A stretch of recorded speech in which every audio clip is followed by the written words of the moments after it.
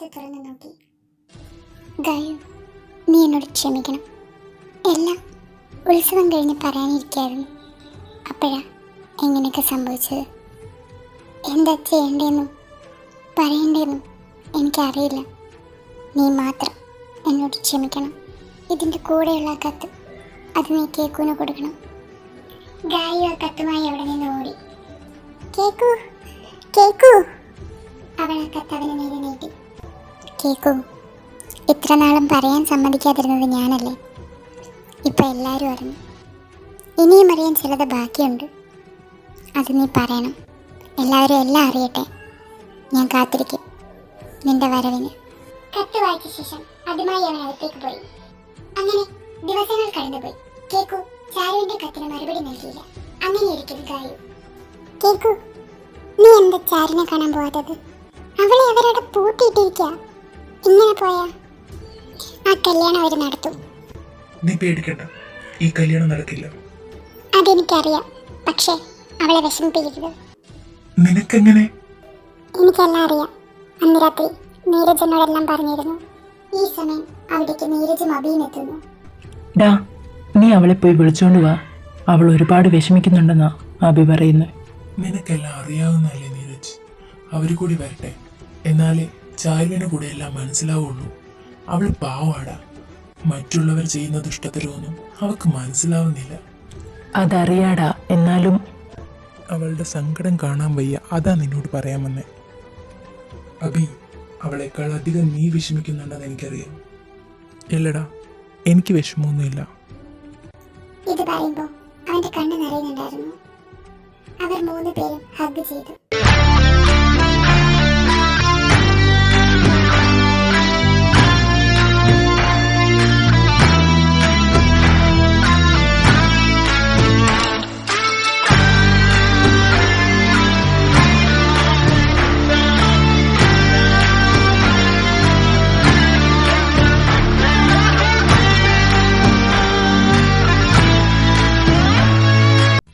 കണ്ടുകൊണ്ട് ഗായു അവിടെ നിൽപ്പുണ്ടായിരുന്നു.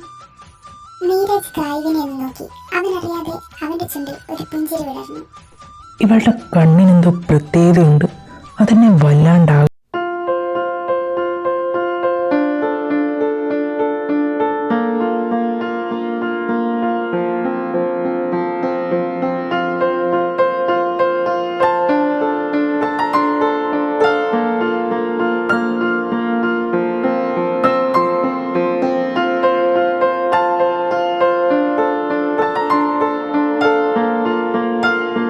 വൃത്തുകാരി എൻ്റെ ആകുമല്ലോ ഭഗവാനെ. കേക്കു, അവരെപ്പോ എത്തും? അറിയില്ലടാ, എന്തായാലും 1 മാസം എടുക്കും. അയ്യോ, 1 മാസോ? അപ്പൊ നമ്മുടെ ചാരു കുറെ കരയേണ്ടി വരുമല്ലോടാ നീരജ്. കരയട്ടെ, കരയുന്നത് നല്ലതല്ലേ? എന്നാന്ന്? മോനെ എന്താണ്? എന്താ? നീരജ് പെട്ടെന്ന് ഗായത്രിയിൽ നിന്നും കണ്ണെടുത്തു. ഞാൻ കട വരെ പോയിട്ട് വരാം. ഗായത്രി, സൂക്ഷിച്ചു പോണേ. ഗായു അവിടെ നിന്നും പോയി. എന്താണ് മോനെ? ഓ, അപ്പൊ ഇതായിരുന്നല്ലേ ഇങ്ങോട്ട് വരാൻ ഇത്ര ഇൻട്രസ്റ്റ്? എപ്പോഴാ തുടങ്ങിയേ? ആ, എനിക്കറിഞ്ഞൂടാ. നീ ഒന്ന് പോയേ. നടക്കട്ടെ നടക്കട്ടെ. പെട്ടെന്ന് ഗായു അകത്തേക്ക് വന്നു. ഞാനൊന്നും കേട്ടില്ല. മഴ പെയ്യുമെന്ന് തോന്നുന്നു. കൊട എടുത്തില്ല. കൊട എടുക്കാൻ വേണ്ടി വന്നതാ. ഇതും പറഞ്ഞ് കുടയും എടുത്ത് ഗായു പുറത്തേക്ക് പോയി. ഐഷ്, നാണം കെട്ട് നാണം കെട്ട്. ഓ, പൊട്ട് സാരയില്ല. എന്തായാലും മഴയില്ലേ. എടാ കേക്കു, ഞങ്ങളൊന്ന് ഇറങ്ങുമോ? നീ ഇവിടെ പോന്നു? നീ ഇവിടെ നിൽക്ക്. ഞാൻ എന്തായാലും നനഞ്ഞു ഒന്ന് കുളിച്ച് കയറിയിട്ട് വരാം. ദൈവത്തെ ഓർത്ത് അങ്ങോട്ടെങ്കിലും വന്നേക്കത്ത് പ്ലീസ്. ഓഹോ, അങ്ങനെയാണല്ലേ. ചെല്ലു, പെട്ടെന്ന് ചെല്ലു. നീരജ് അവിടെ നിന്ന് ഇറങ്ങി ഓടി. എടോ ഗായത്രി, ഒന്ന് നിൽക്ക്, ഞാൻ വരുന്നു. എന്താ? എടോ, അത് പിന്നെ നോക്ക് നീരജ്, നിങ്ങളവിടെ പറഞ്ഞ കാര്യത്തിനോട് എനിക്ക് യാതൊരു താല്പര്യമില്ല. ഗായു, ഇങ്ങനെ മുഖത്ത് നോക്കി പറയല്ലേ. താനൊരു പോലീസുകാരനല്ലേ, തനിക്ക് നാണമില്ലേ? ഇതെന്നാ വെള്ളരിക്കാ പട്ടണോ? പോലീസുകാർക്ക് എന്നെ പ്രേമിച്ചൂടെ? എന്നാ പിന്നെ താൻ അവിടെ നിന്ന് പ്രേമിക്കും, ഞാൻ പോവാം. പെട്ടെന്ന് മഴ പെയ്തു. ഗായത്രി കുട നേർത്ത് നടന്നു. നീരജ് ഓടി കുടയിൽ കയറി. താനെന്തി കാണിക്കുന്നത്? താനെന്തിനാ എന്റെ കുട കയറിയേ? അതെന്റെ കയ്യിൽ വരെ കൊടയില്ലാത്തോണ്ടല്ലേ. ഗായു ആ കുട നീരജിന്റെ കയ്യിൽ കൊടുത്ത് അവിടെ നിന്ന് ഭഗവാനെ, ഇവൾ എന്നെയും കൊണ്ടേ പോകൂ. ദിവസങ്ങൾ കടന്നുപോയി. നീരജ് ഗായത്രിയെ പ്രണയിക്കുന്ന കാര്യം നാട്ടിൽ മൊത്തം പാട്ടായി. നമ്മുടെ ചാരുവും അറിഞ്ഞു. അവൾക്ക് ഒരുപാട് സന്തോഷമായി. ഈ സമയമൊക്കെയും ചാരു കേക്കുവിന് കത്തുകൾ അയച്ചുകൊണ്ടിരുന്നു. എന്നാൽ അവൾക്ക് മറുപടി ലഭിച്ചില്ല. അങ്ങനെ ഇരിക്കൽ നീരജ് കേക്കുവിന്റെ വീട്ടിൽ.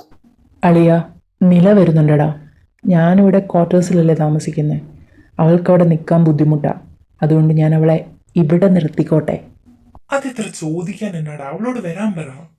ഇത് കേട്ട ഗായുവിന്റെ മനസ്സ്. നിലയോ? അത് വരാം. ഇനി ഇയാളുടെ കല്യാണം എങ്ങനെ കഴിഞ്ഞായിരിക്കും? കണ്ടിട്ട് അത്രയും പ്രായമൊന്നുമില്ല. ഇനി കാമുകി എന്തെങ്കിലും നിലാനീരജ് ചേരുന്നൊക്കെ ഉണ്ട്. അയ്യോ ഗായു, നീ എന്തൊക്കെയാ ചിന്തിക്കുന്നത്? ഇനി അയാളുടെ കാമുകിയാണെങ്കിൽ തന്നെ നിനക്കെന്താ? ആരാന്ന് ചോദിക്കണോ? ചോദിച്ചേക്കല്ലേ? ചോദിച്ചേക്കാം. അല്ല, ആര് വരുന്ന കാര്യം പറയുന്നേ? ഓ അതോ, അത് നില, ഇവന്റെ ഗേൾ ഫ്രണ്ടോ? ഇതും പറഞ്ഞ് കേക്കു അവിടെ നിന്നും പോയി. ഗേൾ ഫ്രണ്ടോ? ഏട്ടോ കാലമാടോ, തനിക്ക് ഗേൾ ഫ്രണ്ട് ഉണ്ടായിട്ടാണോടോ എന്റെ പുറകെ നടന്നത്? പോലീസ് ആണെങ്കിൽ എന്തും കാണിക്കാന്നാണോടോ വൃത്തികെട്ടവൻ. അവളിങ്ങ് വരട്ടെ, രണ്ടിനെ ഞാൻ ശരിയാക്കുന്നുണ്ട്. മാറി നിൽക്കടോ അങ്ങോട്ട്. ഇതേ സമയം ചാരുവിന്റെ വീട്ടിൽ. അടുത്ത വാരം നല്ലൊരു മുഹൂർത്തമുണ്ടെന്നാ ജോത്സ്യം പറയുന്നേ. നമുക്ക് അന്ന് കെട്ടങ്ങ് നടത്താം. അമ്മാവാ, ഇത് നടക്കില്ല. ചാരുവിന് കേക്കുവിനെയാണ് ഇഷ്ടമെങ്കിൽ അതേ നടക്കൂ. പാറു, കേറി പോകത്ത്. നിങ്ങൾ എന്തൊക്കെ പറഞ്ഞാലും ചാരുവിന് ഇഷ്ടമല്ലാത്തതൊന്നും ചെയ്യാൻ ഞാൻ സമ്മതിക്കില്ല. സിദ്ധുവേട്ടാ, നിങ്ങളിതിന് കൂട്ടുനിന്ന പിന്നെ എന്നെ കാണുന്നത് ശവമായിട്ടായിരിക്കും. പാറു, അവള് പോയി ചാവട്ടടാ. കല്യാണം കഴിഞ്ഞിട്ട് ഇത്രയും വർഷമായി, ഇതുവരെ ഒരു കുഞ്ഞിന് ജന്മം കൊടുക്കാൻ പോലും കഴിഞ്ഞിട്ടില്ല. എന്നിട്ട് സഹോദരിക്ക് അമ്മ ചമഞ്ഞ് നടക്കുക. അച്ഛാ മതി. സിദ്ധു പാറുവിനെ വിളിച്ച് മുറിയിലേക്ക് പോയി. പാറു, വിളിക്കരുത്. സഹിക്കുന്നതിനൊക്കെ ഒരു പരിധിയുണ്ട് സിദ്ധുവേട്ടാ. നമ്മുടെ മകളായിട്ട് തന്നെയല്ലേ ചാരുവിനെ നമ്മൾ വളർത്തിയത്. എങ്ങനെ അവളോട് ഇങ്ങനെയൊക്കെ ചെയ്യാൻ തോന്നുന്നു നിങ്ങൾക്ക്? എനിക്കിപ്പോ അങ്ങനെ ചെയ്യാനും നിവർത്തിയുള്ള പാറു, നീ നിന്ന് മനസ്സിലാക്ക്. പാറു ഇതൊന്നും കേൾക്കാതെ ചാരുവിന്റെ റൂമിലേക്ക് പോയി. പാറുച്ചി, മോളെ ചാരു, നീ പാറുച്ചിയോട് ക്ഷമിക്കും. അവരെ നിന്നെ കെട്ടിക്കും. എനിക്കൊന്നും ചെയ്യാൻ പറ്റുമെന്ന് തോന്നുന്നില്ല. പാറുച്ചി കരയല്ലേ, അവരൊന്നും ചെയ്യില്ല പാറുച്ചി.